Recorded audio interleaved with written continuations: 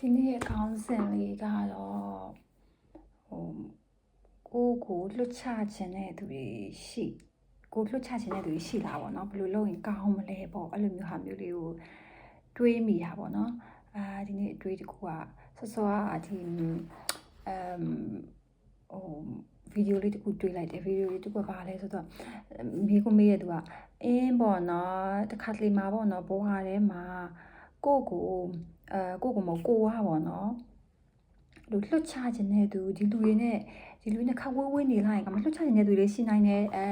ခါကျအတွေးမှာအဲ့လိုဒီလူတွေနဲ့ခက်ဝေးဝေးနေလိုက်ရရင်ကောင်းမှာပဲဆိုတဲ့အတွေးမျိုးတွေရှိရပေါ့နော်ဆိုတော့အဲ့ဒါဘယ်လိုလူမျိုးတွေဖြစ်မလဲပေါ့ဘာလို့ဆိုလူတယောက်နဲ့တယောက်ကမတူကြဘူးဘယ်လိုလူမျိုးတွေဖြစ်မလဲဆိုတာတော့လူတယောက်နဲ့တယောက်ကတော့မတူကြဘူးပေါ့နော်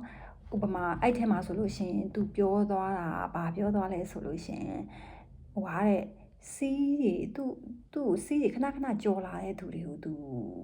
ဆက်ပြီးတော့လက်မခံထားခြင်းတော့ပေါ့နော်သူ့ဘဝထဲမှာပေါ့နော်အဲ့ဒါလေးတွေးမိတာပေါ့နော်တကယ်မှန်တယ်ပေါ့နော်ကိုယ်တိုင်လည်းအဲ့လိုလွတ်ချခဲ့တာရှိတယ်အဓိကတော့စီးကြော်လို့ပေါ့နော်ကိုရဲ့ limit ကြော်သွားပြီကိုရဲ့ဘောင်ကိုလက်ခံထားတဲ့အတိုင်းအတာထက်ကြော်သွားတယ်ပေါ့နော်ကိုသတ်မှတ်ထားတဲ့စီးရေဘောင်လေးနဲ့လည်းကြော်သွားပြီပေါ့နော်အဲ့လိုအချိန်မှာဆိုလို့ရှိရင်တော့ထားခဲ့လိုက်တယ်ဘာဖြစ်လို့အဲ့ဒါတွေကို carry အဲ့ဒါတွေကိုကိုကဆက်ပြီးတော့ယူသွားနေအောင်မယ်ဆိုလို့ရှိရင်တော့ကိုပဲပြင်ပန်းရတယ်တခြားမပြောနဲ့ဥပမာကိုဆိုလို့ရှိရင်အတင်းနေရမ်းခဏအတင်းပြောရမှာဥပမာဘယ်လိုပြောမလဲဖုန်းတစ်ခါပြောလိုက်တိုင်းကိုကပဲအမြဲအကြွားခံအဲ့လိုပေါ့နော်ကို energy ကိုမကောင်းစေတဲ့သူမျိုးအဲ့က energy မကောင်းတာလည်းတစ်ခါမကောင်းတာလားမဟုတ်ဘူးနှစ်ခါမကောင်းတာလားမဟုတ်ဘူးသုံးခါမကောင်းတာလားမဟုတ်ဘူးအဲ့လိုအမြဲတမ်းမကောင်းနေရပါတော့အဲ့ဒါကလည်းသူတို့မားတာကြောင့်လည်းဖြစ်ချင်မှဖြစ်မယ်သူတို့မမားပဲနေတာသူတို့ရဲ့ဗီဇကြောင့်လည်းဖြစ်မယ်ဒါပေမဲ့ကိုနဲ့မကိုက်တော့တာပေါ့နော်ကိုအတွက်အဆင်မပြေတော့တာကိုသီးမခံနိုင်တော့တာပေါ့နော်အဲ့လိုအခြေအနေမျိုးမှာဆိုလို့ရှိရင်လည်းဆက်ပြီးတော့မတွေးဖြစ်တော့ဘူးပေါ့နော်ဆက်ပြီးတော့အပေါင်းအသင်းဆိုလို့ရှိရင်လည်းအပေါင်းအသင်းမလုပ်ဖြစ်တော့ဘူးပေါ့ဘာလို့ဆိုတော့